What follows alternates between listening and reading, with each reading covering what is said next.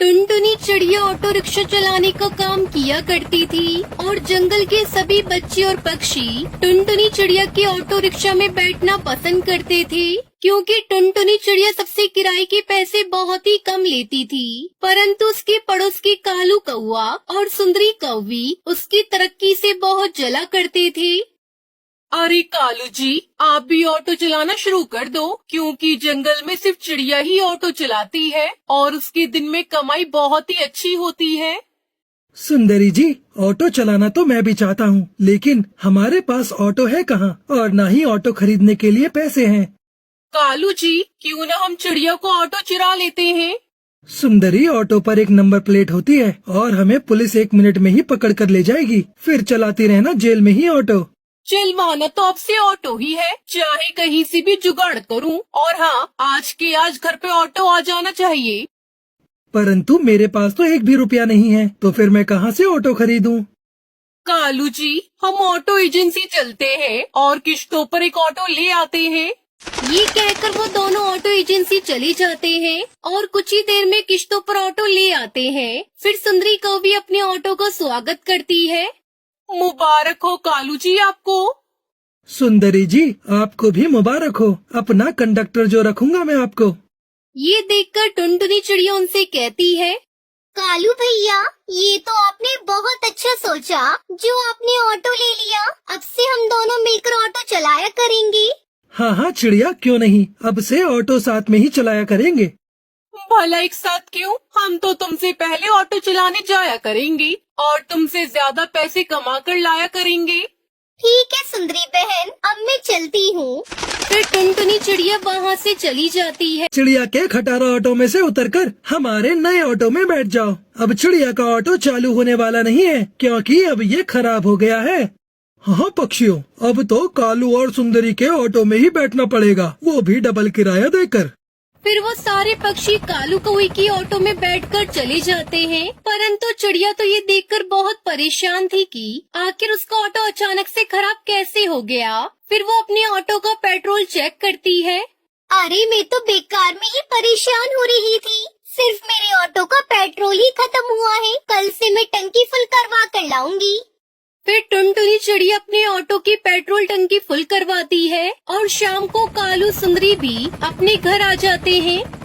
कालू जी, आज तो मजा ही आ गया, सारे पक्षी हमारे ऑटो में ही बैठे और डबल किराया भी दिया। आज रात को फिर से चिड़िया के ऑटो में से पेट्रोल चुरा कर ले आएंगे। फिर ना तो हमें पेट्रोल खरीदना पड़ेगा और ना ही चिड़िया को ऑटो चलेगा।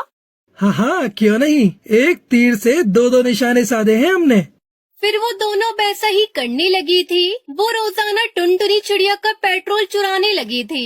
अब दिन भर सारे पक्षी कालू के ही ऑटो में बैठते और टुनटुनी चिड़िया तो इस बात से बहुत परेशान थी कि जो भी पक्षी उसके ऑटो में बैठता वो रास्ते में उतर जाता था। चिड़िया बहन, अब तुम्हारा ऑटो खराब है तो तुम इसे चलाती ही क्यों हो? तुम्हारी वजह से हम अपने काम पर जाने से भी लेट हो जाते हैं। डाकी चिकी, पहले अपने ऑटो को ठीक करवाओ फिर चलाना। मेरी मानो तो तुम अपने इस ऑटो को कबाड़ में बेच दो, खामखा हम सबका दिमाग खराब करते हो। आइए आइए, आप हमारे ऑटो में बैठ जाइए। फिर कालू सारे पक्षियों को अपने ऑटो में बिठाकर वहाँ से ले जाता है। अब वो फिर से अपने ऑटो को लेकर पेट्रोल पंप के पास आती है।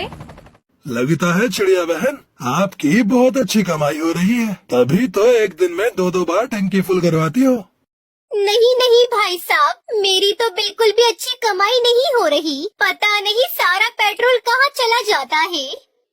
चिड़िया बहन, मैं अभी आपका ऑटो चेक करता हूँ कि कहीं कोई खराबी तो नहीं है। फिर बंटी टुनटुनी चिड़िया का ऑटो चेक करता है। चिड़िया बहन, आपका ऑटो तो बिल्कुल ठीक है। फिर भाई साहब, मेरे ऑटो में खराबी कहाँ है? मुझे तो लगता है कि कोई आपके ऑटो से पेट्रोल निकाल लेता है और आपको पता भी नहीं चलता। परंतु भाई साहब, कौन कर सकता है पेट्रोल चोरी?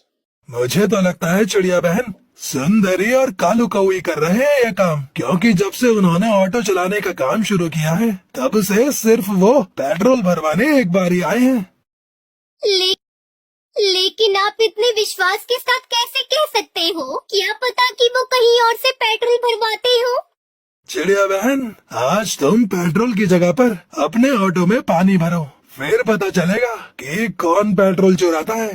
फिर टुनटुनी चिड़िया बंटी कबूतर की बात मान लेती है और वो घर आकर अपने ऑटो में पानी भर देती है। रात को कालू सुंदरी कौवी भी अंधेरे में पेट्रोल समझकर पानी ले जाते हैं और अपने ऑटो में ले जाकर डाल देते हैं। अगले दिन अरे कालू जी, आज ऑटो को क्या हो गया? ये चलता क्यों नहीं है? अरे कालू भाई साहब, आपका ऑटो नया है, फिर ये चल क्यों नहीं रहा? जरा जल्दी करें, मुझे हॉस्पिटल जाने के लिए देरी हो रही है। हाँ, मैं भी देखता हूँ कि ये ऑटो चल क्यों नहीं रहा। तभी टुनटुनी चिड़िया वहाँ आती है। कालू सुंदरी, आज आपका ऑटो चलेगा भी नहीं क्योंकि आपकी ऑटो में पेट्रोल की जगह कालू सुंदरी, आज आपका ऑटो चलेगा भी नहीं क्योंकि आपकी ऑटो में पेट्रोल की जगह पानी है, पानी। टुनटुनी चिड़िया, तुम्हारा ऑटो चलता होगा पानी से, हम तो पेट्रोल भरवाते हैं। कालू ऑटो चालू करने की बहुत कोशिश करता है परंतु उसका ऑटो नहीं चलता। वहाँ सारे पक्षी मौजूद थे। तभी टुनटुनी चिड़िया उन दोनों की करतूत के बारे में उन्हें बता देती है।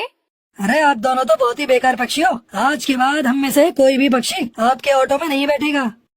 फिर वो सारे पक्षी टुनटुनी चिड़िया के ऑटो में बैठकर चले जाते हैं और इधर कालू कौवा सुंदरी कवि तो अपने किए पर बहुत पछताते हैं।